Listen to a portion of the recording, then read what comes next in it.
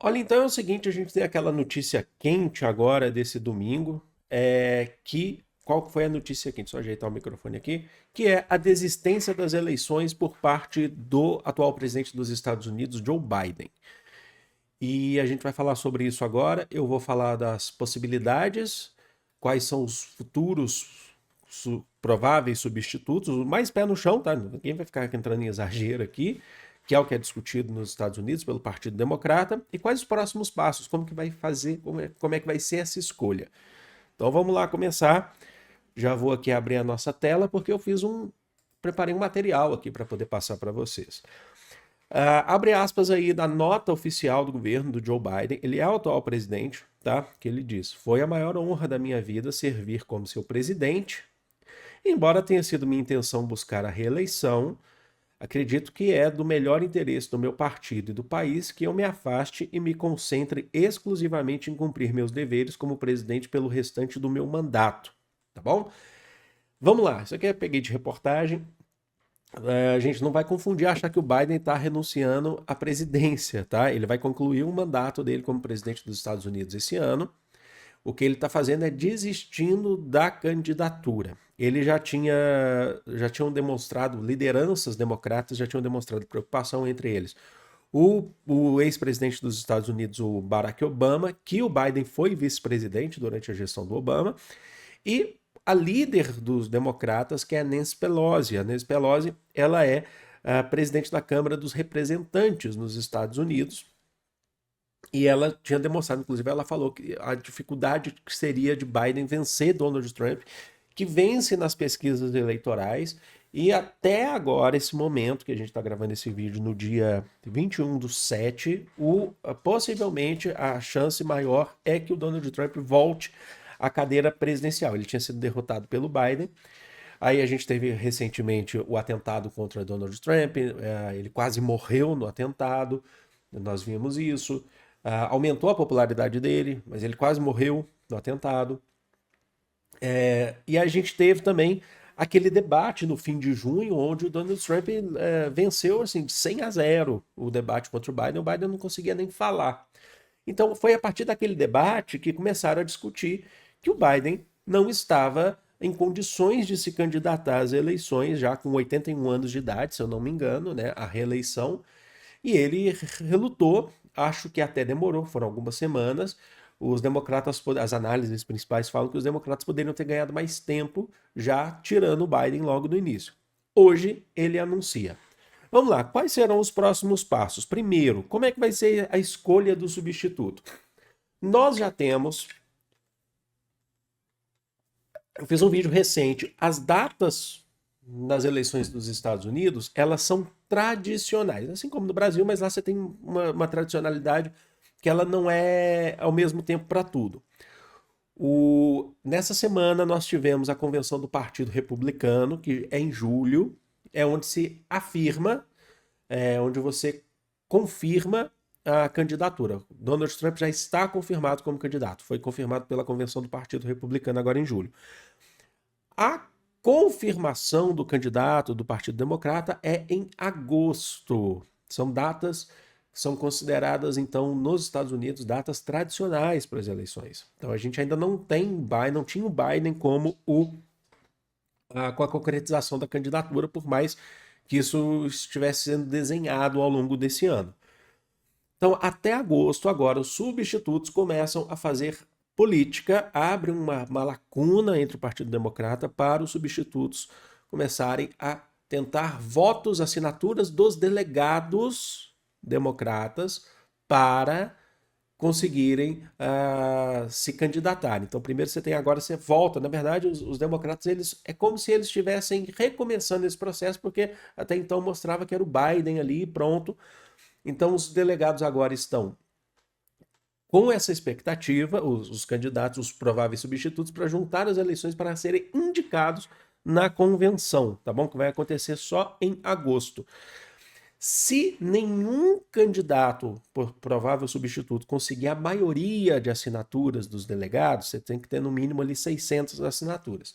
Se eles não conseguirem, aí entra num consenso do partido, uma reunião de negociação entre os delegados, os prováveis substitutos, para chegar num consenso de um nome, tá bom? Beleza, então em agosto a gente vai saber. A gente já pode até ficar sabendo agora, porque pode surgir o mais provável ou não, a gente até tem, eu vou mostrar isso para vocês. Mas a gente só vai ter confirmação, assim como teria no caso de Biden, só em agosto. E quem são os possíveis substitutos? Coloquei aqui 6, tá? Que são os mais cotados. A mais cotada é a atual vice-presidente dos Estados Unidos, Kamala Harris, 59 anos de idade. Se eleita, se candidatar e se for eleita presidente, ela vai ser a primeira mulher a, a ser eleita presidente dos Estados Unidos, tá bom? Ela é atual vice-presidente dos Estados Unidos, então se ela for eleita vai ser a primeira mulher. Se ela for a escolhida dos democratas, vai ter um trabalho a mais. Por quê? Porque ela é a atual vice-presidente dos Estados Unidos e é a atual candidata à vice-presidência na chapa, agora já extinta, que a gente já pode dizer, a chapa Biden-Harris. Então eles vão ter que escolher um novo candidato, certo? Eles vão ter que escolher um novo vice-candidato. Se não for ela, for algum dos outros, a possibilidade é que ela fique como vice. Então eles não vão ter que escolher um outro vice-candidato. Então, mas se ela passar de vice para cabeça, para presidente, aí eles vão ter que escolher um outro vice. Essa é a chapa, ou na verdade, a substituta mais provável até agora. Tá? Ela é a mais provável porque ela é a vice, só que ela não tem muita popularidade. A atuação dela como vice-presidente é uma atuação mais discreta. Então, existem alguns pontos que questionam isso dentro do próprio Partido Democrata, tá bom? Teria uma questão de trabalhar com a ideia de uma mulher negra, para ser a primeira presidente dos Estados Unidos,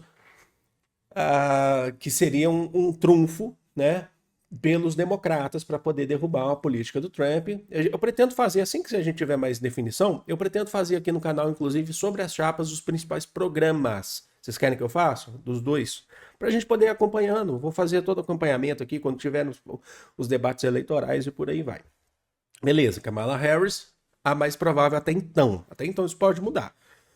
Depois a gente tem com muita força também, que é o Gavin Newsom. Por que com muita força? Ele tem 56 anos e ele é o governador do estado mais rico e dos mais populosos e populares dos Estados Unidos, que é a Califórnia. Vocês sabem que muitas vezes é discutido que parte das eleições são decididas na Califórnia, e a Califórnia ela consegue ter uma votação ampla dos democratas. E lá você tem um governador democrata na Califórnia. Então ele tem uma alta popularidade, porque para você ser eleito governador na Califórnia, você tem que ser super popular, certo? Mas a questão que pode pesar em relação ao Gavin estou esperando as entrevistas, ver o que ele fala, porque ele não se pronunciou muito em relação aos debates que estavam fazendo sobre a pressão que faziam sobre o Biden, dizendo que ele respeitava a posição do Biden. É diferente, por exemplo, do Barack Obama ou da Nancy Pelosi, que falava, ó, Biden, a gente está preocupado com você, como candidato, acho que não vai dar, tal. Não, o Gavin Newsom até então respeitou esse processo, falou, não, vamos lá. Então, estão querendo saber, ele vai fazer o quê? Ele agora vai falar, pronto, agora eu posso me candidatar e tal, porque ele até então ele não falou muito sobre, tá bom? Mas ele é, sem dúvida, aqui a gente tem nessa página aqui talvez os dois mais prováveis, na minha opinião. Nós temos outros substitutos aqui. Gretchen Whitmer. Quem que é a Gretchen Whitmer? 52 anos de idade. Ela também é governadora do estado de Michigan. Mas o que pode pesar para Gretchen? Importante. O estado de Michigan é considerado um swing state. O que significa swing state? É um estado que você tem, até então, maioria democrata, mas é um estado não seguro. É um estado que pode ter essa troca. Por isso swing state, né? Por quê? Porque pode ser que nesse estado você consiga, os republicanos eles têm chance de ter mais delegados e vencer as eleições em Michigan. Então, um ponto que pesa contra a Gretchen, a candidata, é que no estado dela ela não consiga a maior parte das votações. por terem mais adeptos ali, por terem uma parcela grande de adeptos ao republicanos, ao Donald Trump, por exemplo, certo? Um outro nome que a gente tem é o Jay Roberts Pritzker. Ele também é governador, ele tem 59 anos de idade, e ele é governador do estado de Illinois, é assim mesmo que fala, tá? Illinois é um estado que a gente quase não fala, mas é onde você tem uma das cidades mais importantes e famosas dos Estados Unidos, que é Chicago, tá? A gente não fala do estado, a gente fala mais de Chicago, da região metropolitana de Chicago. Tá no centro-oeste, mas tem uma importância porque é o sexto estado mais populoso do país. Então você tem uma grandeza em relação ao estado e também um, uma parcela eleitoral importante. Como governador, ele ganha destaque. Talvez aqui seja um ponto que, para os democratas, não pese a não escolha do Jay Roberts. Eu explico por quê. Como,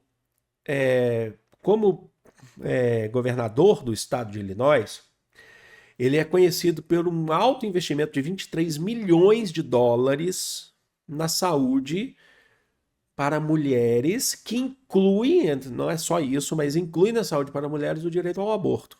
O aborto é legalizado no estado de Illinois. Por que isso pode pesar na estratégia para os democratas? Porque isso pode inibir, por exemplo, a tentativa de ganhar novos delegados, novos eleitores, com aquelas pessoas que, em relação ao aborto, não querem discutir, não querem entrar, certo?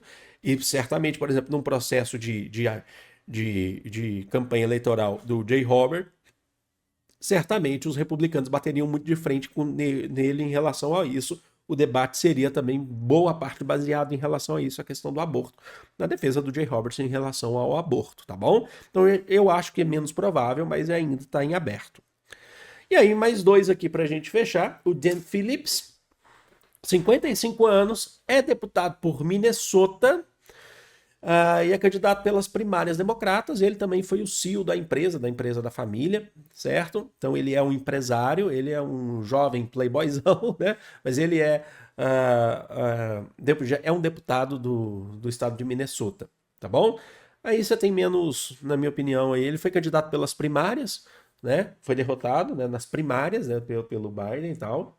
E durante esse processo das primárias, ele falou que o Joe Biden não tinha condições de vencer Donald Trump, que só precisava de um candidato mais jovem do que o Biden. Então ele já fazia críticas ao Joe Biden. E por último, o Sherrod Brown, que é o candidato mais velho aqui da lista que a gente está falando, mas não, ele é 10 anos mais novo do que o Biden, ainda assim, que é o Sherrod Brown, que é o senador por Ohio, pelo estado de Ohio. Ele é conhecido pela defesa dos direitos trabalhistas e, ao longo do tempo, ele também já fez defesa do aborto. Já teve esse debate de defesa do aborto, o que também pode pesar para que ele não seja considerado candidato, a não ser que os democratas eles resolvam bater de frente nisso mesmo. Só que você tem muita divergência em relação ao aborto dentro dos próprios democratas. Tá bom? Então você tem esse ponto. O Partido Democrata, tanto o Partido Democrata quanto o Partido Republicano, eles são muito diversos, eles não são homogêneos, é importante saber. São partidos grandes e são heterogêneos em pensamentos ali dentro. Os democratas, talvez até bem mais do que os republicanos. Tá bom? Corre um nome, acho que é importante dizer, que eu diria que até então corre por fora, não está descartado, pode ganhar peso, que é de Michelle Obama, advogada Michelle Obama, ex-primeira-dama, né, esposa do ex-presidente Barack Obama, que teve diferente da Kamala Harris como vice-presidente, ela não foi vice-presidente, né? Diferente de outras primeiras damas que a gente teve, ela teve uma atuação mais consolidada, com programas sociais, com criação de ONGs, ela não foi vice-presidente, estou confundindo aqui. Mas a questão da Michelle Obama é que ela não está na vida política, assim como todos os outros que a gente falou aqui. Você pode ter uma atuação política, uma atuação social, mas não na vida política, como governadora, como senadora, como deputada. Tá? Por isso que eu falo que corre por fora. Muita gente gostaria, por conta da popularidade de Michelle Obama e por conta, principalmente, do carisma de Michelle Obama. Tá? Estava conversando, até falando isso para Marília agora, né? Quando estava conversando sobre, preparando essa aula, Marília falou assim: acho difícil Michelle Obama, não só por candidatura, mas se for candidatar, acho difícil vencer, não se candidatar. Se candidatar, pode ser que aconteça. Por quê? Ela que disse isso. O pensamento do estadunidense continua sendo um pensamento patriarcalista, hegemônico, nessa concepção. Um pensamento de que como é que vão aceitar uma mulher, por isso que seria difícil, sabe? Uma mulher vencer seria interessante, logicamente, mas vencer. Eles gostariam mais de ter ali aquele homem patriarca, o nome do sucesso, o CEO, o bilionário. Então, assim, o que tudo indica, por mais que você tenha isso, a chance do Trump vencer ainda continua sendo grande. Acho que aumenta um pouco a chance dos democratas nessa perspectiva eleitoral, porque o Biden realmente ele não estava, as pessoas já não estavam confiando. Só que ainda assim, eu acho que o Trump ainda sai muito fortalecido nesse processo, justamente porque os democratas ainda estão discutindo o nome, enquanto os republicanos já têm se consolidado há muito tempo, apesar da convenção ter sido agora, semana passada. Tá bom? Então é isso, gente. Espero que tenha ficado claro aqui para vocês. Fiz esse vídeo rapidamente aqui, mas já com bastante detalhes para vocês. Deixa aqui nos comentários, sempre com muito respeito, sempre com muito, sabe? Bom, enfim, é isso. Vocês sabem disso. Vou ficando por aqui. Amo vocês de coração. Um grande beijo. Fui!